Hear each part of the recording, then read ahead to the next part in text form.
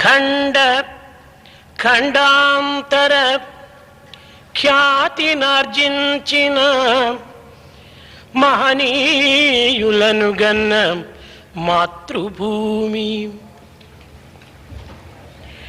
పాశ్చాత్య వీరుల పరద్రోలించియు స్వాతంత్రమునుగన్న సమరభూమి. పాండిత్యమున చాలా ప్రఖ్యాతిగాంచిన ప్రతిభ చూపించిన భరత భూమి.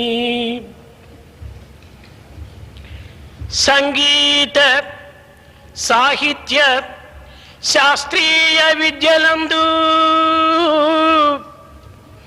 ధీశక్తి చూపిన దివ్య భూమి. చిత్రకళలతోడ చిత్రమయ్యున్నట్టి భరత భూమి యందు జననముంది భరతమాత. భరతమాత ధర్మ భాగ్యంబు కాపాడ బాధ్యతంతయు మీదే విద్యార్థులారా. బాధ్యతంతయు మీదే విద్యార్థులారా. ఇంతకన్నను వేరెద్ది ఎరుగపరతు. ఇంతకన్నను వేరెద్ది ఎరుగపరతు. సాధు సద్గుణగణ్యులవు సభ్యులారా. సాధు సద్గుణగణ్యులవు సభ్యులారా. సాధు సద్గుణగణ్యులవు సభ్యులారా. సభ్యులారా సభ్యులారా.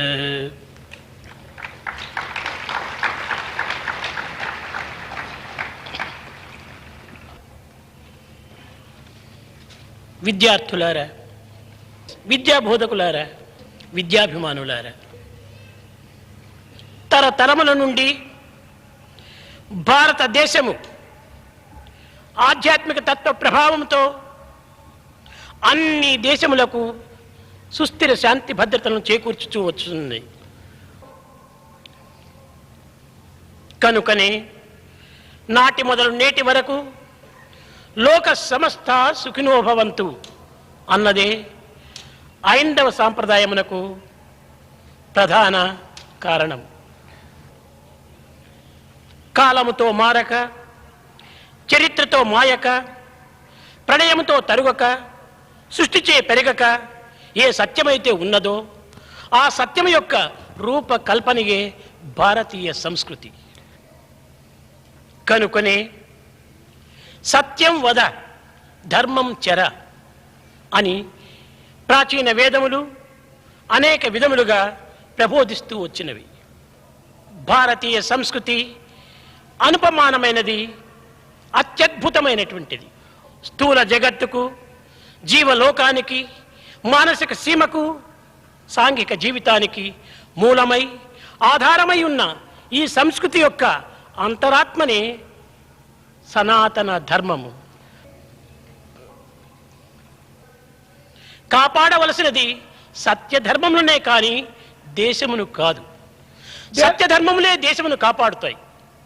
ధర్మో రక్షతి రక్షిత. దివ్యమానవ స్వరూప స్వభావాలను విద్యా దర్పణం నందు మాత్రమే మనము చూడగలుగుతాం. సృష్టికే రూపురేఖలను తీర్చిదిద్దేటువంటి యొక్క సత్యమునకు విద్య ప్రధానమైనటువంటి సూత్రము. ఇట్టి పవిత్రమైనటువంటి దివ్యమైన సంస్కృతిని ఈనాడు భారతీయులు విస్మరించి కేవలం అనిత్యము అశాశ్వతమైనటువంటి యొక్క విషయాలను విశ్వసించి తమ యొక్క జీవితమును అశాంతికి గురి కావించుకుంటున్నారు. విద్యార్థులు సాధించవలసినటువంటిది మానవతా విలువ. ఎన్ని విద్యను నేర్చినప్పటికీ, ఎన్ని వైజ్ఞానములు సాధించినప్పటికీ దానితో పాటు మానవతా విలువను కూడాను మనము నిర్మాణం చేసుకోవాలి. విద్యార్థులకు కావలసినటువంటిది తెలివితేటలు కాదు, గుణము అత్యవసరం. నేటి విద్యలు తెలివితేటలనే బెంచు, కొంచెమైన గుణము పెంచబోదు. కోటి విద్యలుండి గుణము లేకున్నచో ఫలమదేమి, వాణి విలువదేమి.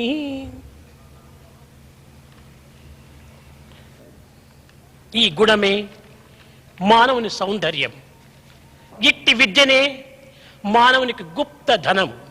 ఈ విద్యనే కీర్తి ప్రతిష్టలకు, సుఖశాంతులకు మూలాధారం. ఈ విద్యనే గురువులకు గురువు. విదేశములకు వెళ్ళినప్పుడు ఇట్టి విద్యనే మనకు నిజమైన బంధువు. విద్య మానవునకు మరొక నేత్రము. రాజుల చేత పూజింపబడినది విద్యయే కాని ధనము కాదు. పవిత్రమైన విద్యను కోల్పోయిన మానవుడు పశువుతో సమానమని శాస్త్రం ప్రబోధిస్తూ వచ్చింది. కేవలం మానవుడు వైజ్ఞానికుడైనంత మాత్రమున చాలదు. విజ్ఞానమే విద్య యొక్క పరమ లక్ష్యమని చెప్పుట వల్ల ఇది ప్రపంచమునే వమ్ము చేసినట్టు అవుతుంది.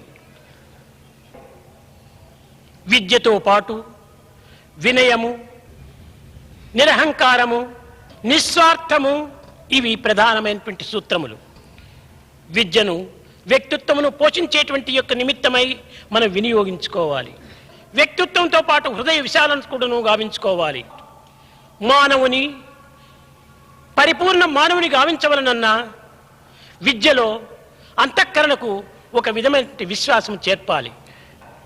ఈనాటి విద్య కేవలం కృత్రిమమైనటువంటి బోధలుగా కనిపించుతున్నవే కానీ ఇందులో చైతన్యము కానీ నైపుణ్యం కానీ ఏమాత్రము కనిపించటలేదు. ప్రాచీన కాలములో గురుకులం నందు విద్యను అభ్యసించి గృహస్థాశ్రమంలో ప్రవేశించబోయేటువంటి విద్యార్థులను శ్రేయోభిమానులైనటువంటి గురువులు చేరదీసి వారికి అనేక విధములైనటువంటి సువాక్యములను ప్రబోధించేవారు. సత్యాన్న ప్రమథతవ్యం, ధర్మాన్న ప్రమథతవ్యం, సత్యం వద, ధర్మం చర, మాతృదేవో భవ, పితృదేవో భవ ఇలాంటివి ప్రబోధించి, నాయన నీవు సత్యాన్ని పలకటం చేత ఎట్టి ప్రమాదములు కూడా నీకు సంభవించవు. నీవు ధర్మాన్ని ఆచరించడం చేత ఎట్టి ప్రమాదం కూడా నిన్ను వెంటాడదు. సత్యధర్మములే భారతీయుని నేత్రములుగా విశ్వసించి ఈ సత్యధర్మములను నీవు జీవిత పర్యంతరమును నీవు అనుసరించాలి, ఆచరించాలి, ఇతరులకు అందించాలి అని ప్రబోధిస్తూ వచ్చారు. కానీ అతి వేగముగా పెరుగుతూ వచ్చినటువంటి శాస్త్రీయ విజ్ఞానము, పారిశ్రామికము అనేటువంటి పెనుగాలి వీచటం చేత జగత్తులో అనేక విధములైన మార్పులు సంభవిస్తూ వచ్చాయి. ఈ మార్పుల చేత సమాజములో నైతిక విలువను నిలువునా కూలదోసినది. ధార్మిక ఆధ్యాత్మిక ప్రమాణములు దినదినమును తరిగిపోతున్నవి.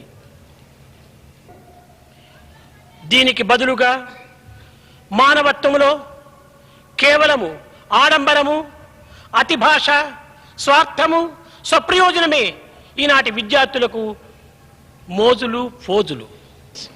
కనుకనే సమాజమునందు నైతిక విలువ లేకపోవడానికి మూల కారణం. మానవుడు ఎన్ని సిద్ధాంతములు సాధించినప్పటికీ,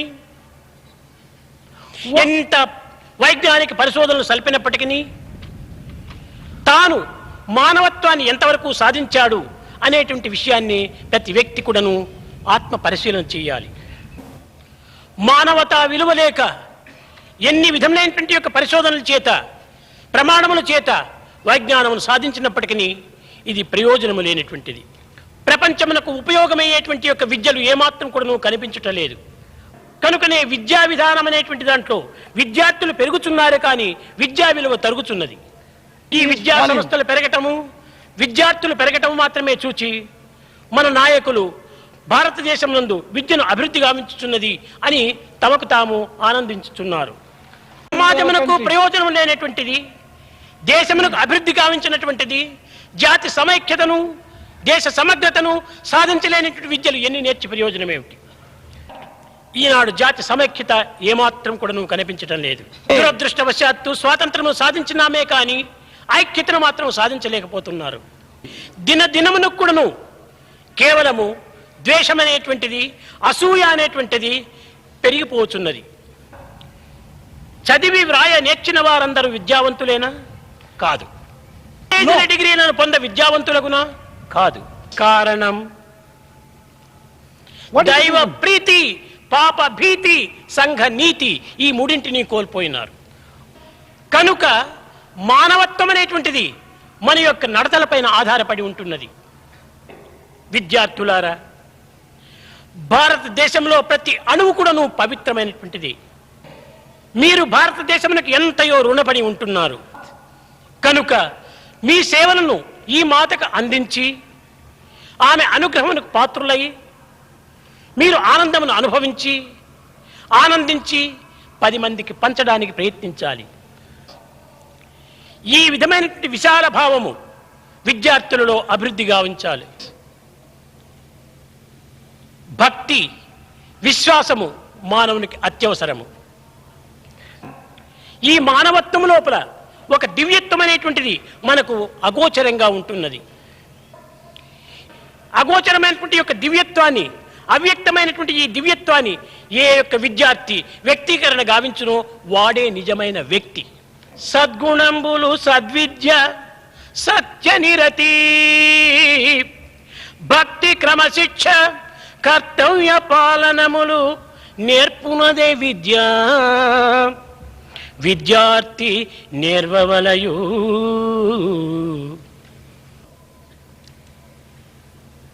విద్యార్థులకు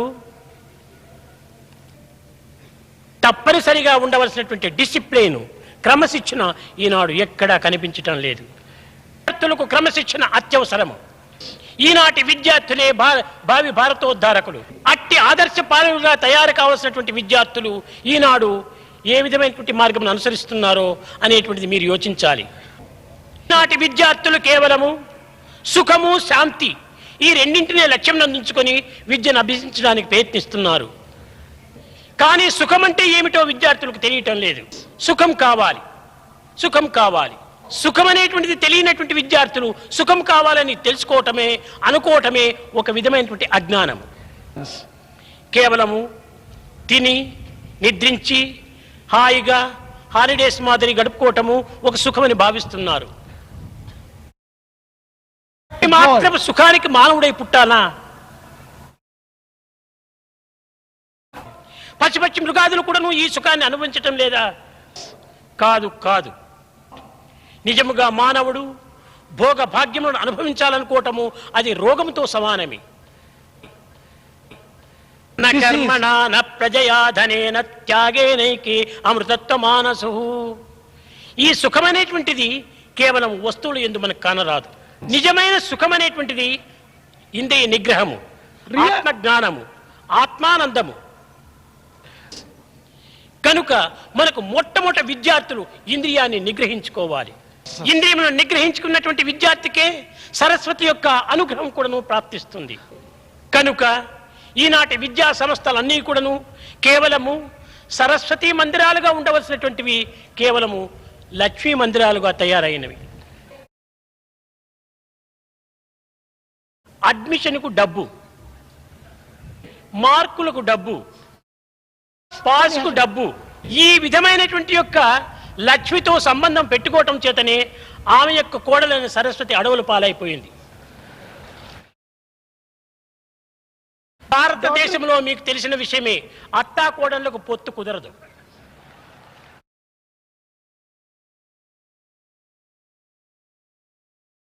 అత్త ఉంటే కోడలు ఉండదు, కోడలు ఉంటే అత్త ఉండదు. ఏదో అదృష్టవశాత్తేమైనా ఉండిరా దిన్నము కొరియా వారే. కనుక విద్యామందిరములు అయినటువంటి యొక్క విద్యా సంస్థలు యందు లక్ష్మీదేవి వచ్చి ప్రతిష్ట వేసుకుంది. స్వరూపులారా, ఏనాడు మన భారతదేశంలో అన్న విక్రయము, విద్యా విక్రయము వైద్య విక్రయము ప్రారంభమాయనో ఆనాడే మన భారతదేశం యొక్క పవిత్రతంతా కూడాను నిర్మూలమైపోయింది. కనుక విద్యను అమ్ముకోకూడదు. కనుకనే ఏ విద్యార్థిని నీవు ప్రశ్నించు, ఏం చేస్తున్నావు? చదువుకుంటున్నా పర్చేజ్ చేస్తున్నానంటున్నాడు.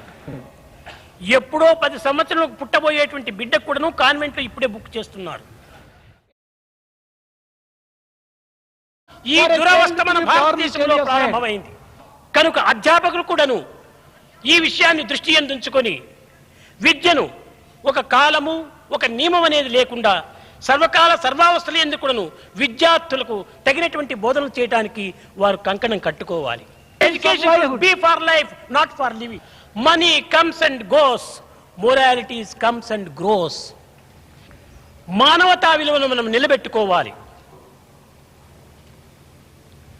మన యొక్క భావాలను క్రమక్రమేణా మార్చుకొని ఈ యొక్క యూనివర్సిటీ నందు తయారైనటువంటి పిల్లలైనా కూడాను ఆదర్శవంతులుగా యావత్ ప్రపంచంలో ప్రవేశించి అందులో శాంతి భద్రతను చేకూర్చి దీనికి సరైనటువంటి ఆదర్శంగా మీరు తయారవుతారని నేను ఆశిస్తున్నాను.